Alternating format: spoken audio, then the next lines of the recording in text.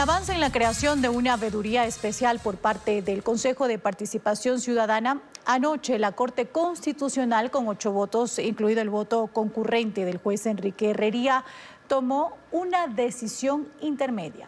Abrió la etapa de auto de verificación de cumplimiento de su sentencia, que cerró la labor del régimen de transición en 2019.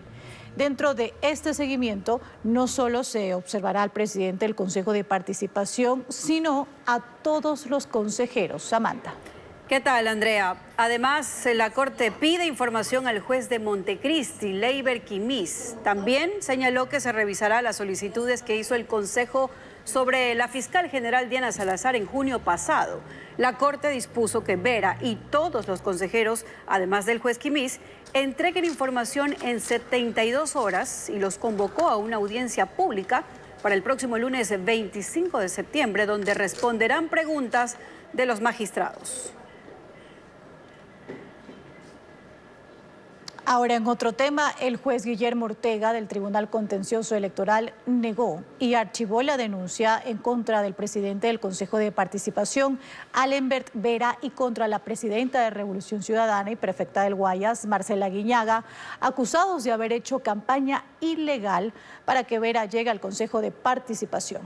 Este tema deberá pasar en apelación al Pleno del Tribunal, donde habrá una decisión definitiva. Recordemos que la Ley de Participación Ciudadana señala que ningún partido, movimiento político, organización social, funcionario público, candidato o ciudadano podrá realizar actos de proselitismo político a favor o en contra de ningún candidato a consejero de Participación Ciudadana. Es el Consejo Nacional Electoral quien se encargará de la promoción de los nombres, trayectoria y propuestas de cada uno de los candidatos. No se podrá recibir ni utilizar financiamiento privado de ningún tipo.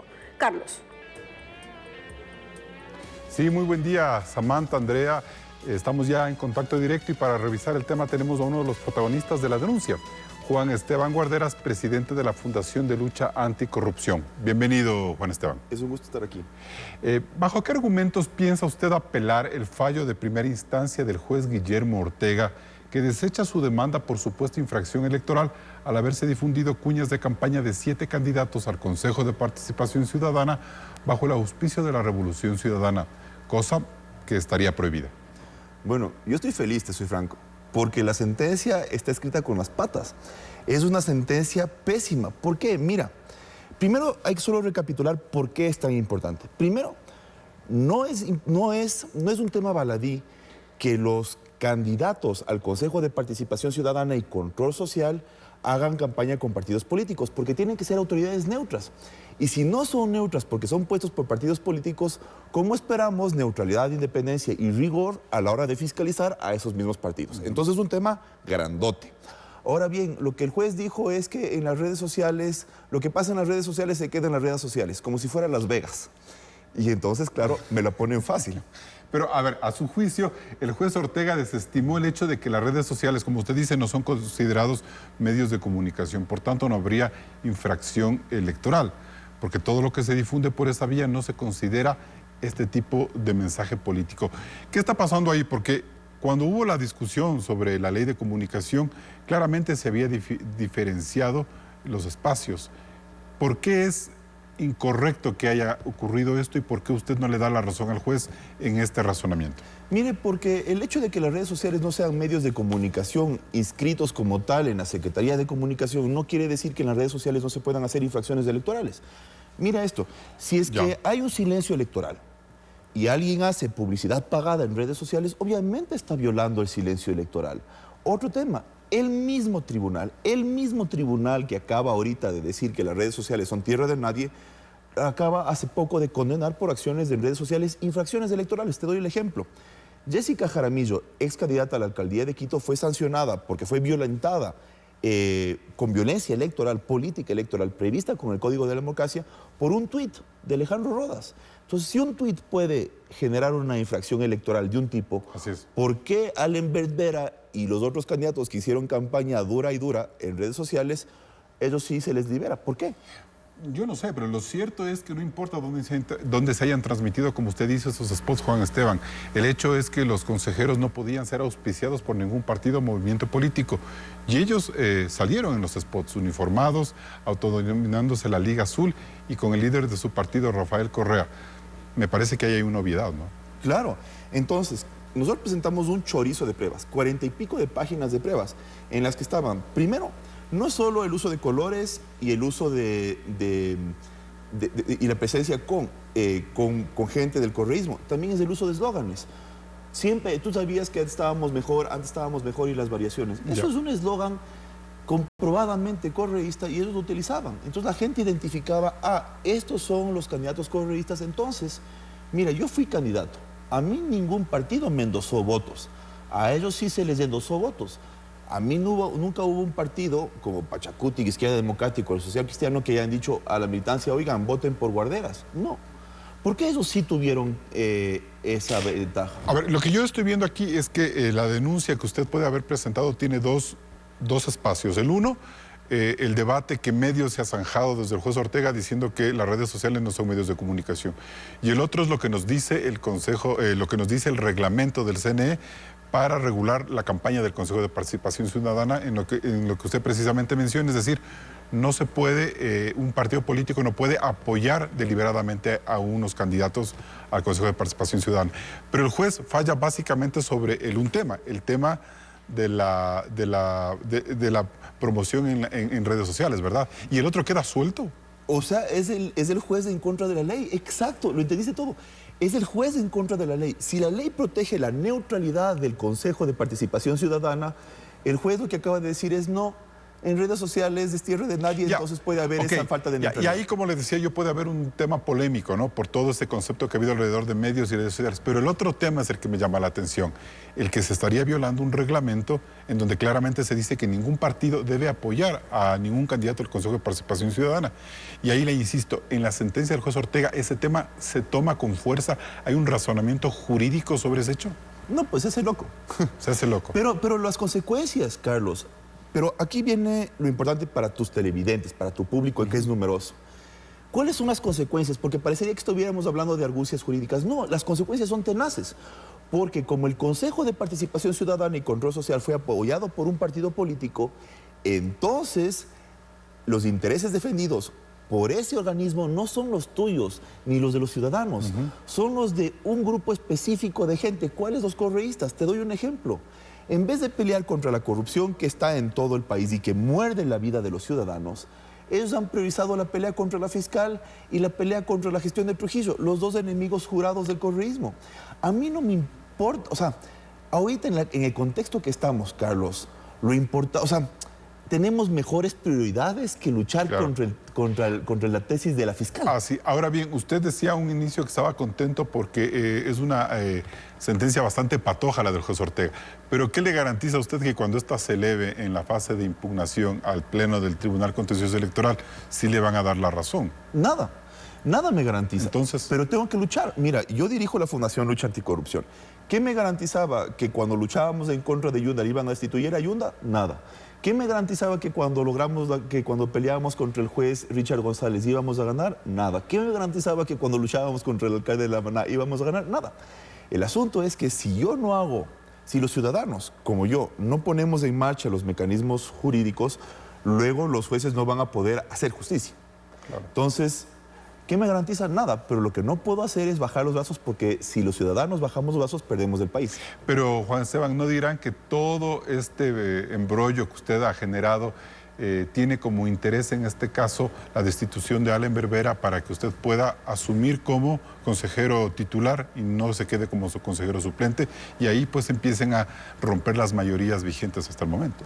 Claro. O sea, es decir, un interés político de Juan Esteban Guarderas por sacar a Vera del camino. Esa podría ser la lectura. Por supuesto. Y ahí te puedo dar dos respuestas. Primero, si a mí me hacen trampa, yo como candidato, y no me quejo, sería un loco. Por supuesto que si me hacen trampa tengo que quejarme. Uno. Y dos, eso sería válido si es que yo no estuviera luchando contra la corrupción en otros ámbitos. Pero actualmente yo soy el ciudadano que más juicios ha ganado por denunciar irregularidades electorales. En el último año El que más juicios ha ganado en el Tribunal Contencioso Electoral soy yo. Y tengo un libro sobre fraude electoral y irregularidades electorales. He puesto 6 denuncias contra Diana Tamain, la presidenta del Consejo Nacional Electoral.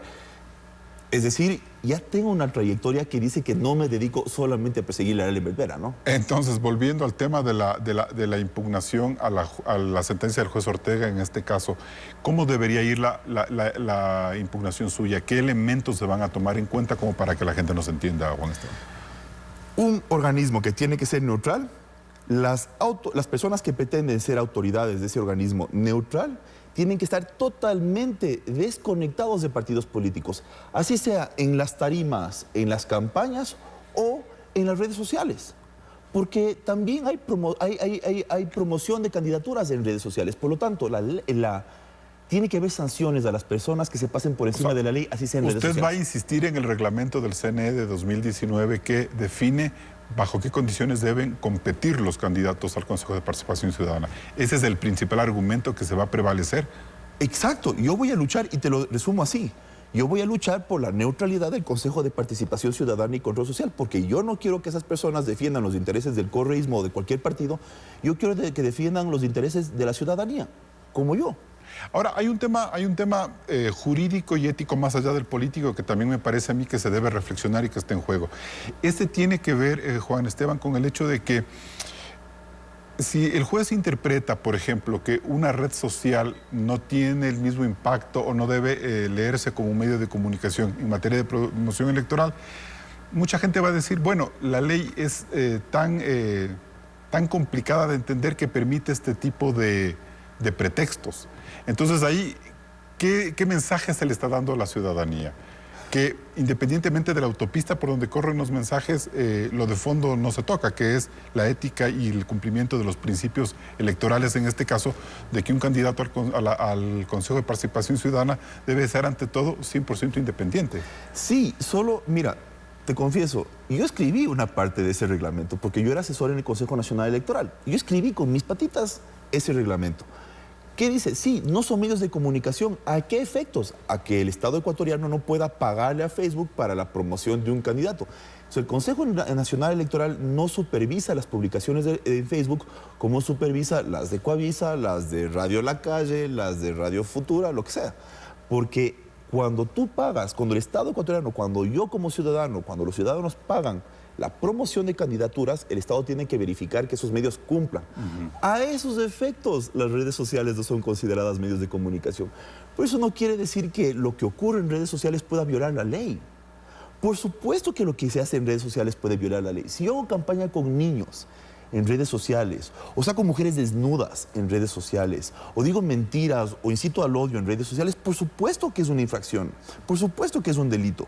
Entonces, que un juez diga no, lo que pasa en redes sociales es como Las Vegas, lo que pasa en redes sociales se queda en las redes sociales. Eso es una locura. Y con esto termino. Mira, si nosotros dejamos que esa ley se mantenga, se marca un precedente atroz. Una caja de jurisprudencia más que la ley. Exacto. Claro. O sea, perdón, sí, claro. Si es que la sentencia se mantiene, se marca un precedente en donde se dice a todos los candidatos... Haga lo que usted quiera en redes sociales, ¿no es cierto? Exacto, un precedente. Y segundo precedente, de cara a las próximas elecciones, Pachacutic, Izquierda Democrática, Partido Socialista nos van a decir, pues entonces... Y se pierde el espíritu del famoso Consejo de Participación. Que debe ser independiente, así es. Juan Esteban, usted ha seguido de cerca el trabajo actual del Consejo de Participación Ciudadana en torno a vedurías y al concurso del Contralor. ¿Cómo está avanzando esos dos andariveles en los que tanto se le ha complicado la vida a Alem Berbera? Sería divertido si no fuera súper triste. O sea... parecería que fuera un chiste, pero como dicen en las redes sociales es anécdota. Resulta que esta semana, a último momento, la comisión que califica a los posibles contralores cambia rapidísimo, porque no podían dormir, esa es la justificación oficial, las calificaciones, y quedan 2 grandes postulantes a contralor. Primero, la señora Vivanco, subcontralora de Carlos Polit, que está huido por el caso Odebrecht. O sea, un contralor se huyó del país por el caso Odebrecht. La mano derecha de él, primera candidata. Segundo candidato, el ex abogado de Odebrecht. Y recordemos quién es Odebrecht. Odebrecht es la empresa coimera por autonomacia. Es el prototipo perfecto de empresa coimera. Coimó en Argentina, en Chile, en Bolivia, en Perú, en Colombia, en Ecuador, en México y en Estados Unidos. Y el dueño de Odebrecht, el señor Marcelo Odebrecht, está en la cárcel. Y resulta que la ex mano derecha del hombre que protegía los contratos de Odebrecht en el Estado ecuatoriano, posible contralora. El ex abogado de Odebrecht, posible contralor. Ya, pero eso pero eso es en esta etapa inicial, que es antes de la prueba. La prueba se va a dar la próxima semana.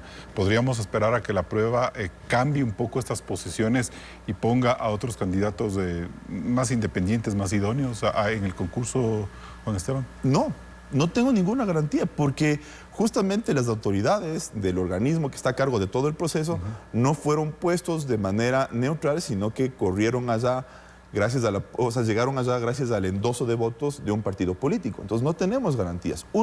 Y de todas maneras este proceso es fallido, porque las irregularidades que han sido reportadas sobre el proceso de calificación son bárbaras. Para darte un ejemplo, justo lo que estábamos hablando, ¿no? El cambio de calificaciones a un último momento no contó con 2 comisionados y hubo denuncias de que no se estaba leyendo el resto de perfiles. ¿Por qué a último momento se reúnen y cambian unos calificaciones? ¿Y usted como consejero suplente tiene la posibilidad de verificar, pedir información o mientras usted no se titularice no puede avanzar en ver, en vigilar qué ha ocurrido con ese concurso, por ejemplo? Nada con salsa de nada, nada. Yo no puedo hacer nada, pero lo que sí puedo hacer no es como consejero, es como ciudadano. Y lo que puedo hacer es venir acá donde ti, con este público y decirles, alerta Ecuador, nos van a clavar un contralor que no va a defender los recursos del Ecuador, sino va a defender, porque tienen experiencia en eso, las empresas contratistas coimeras. Bien, Juan Esteban Guarderas, gracias por estar en Contacto Directo. Con gusto.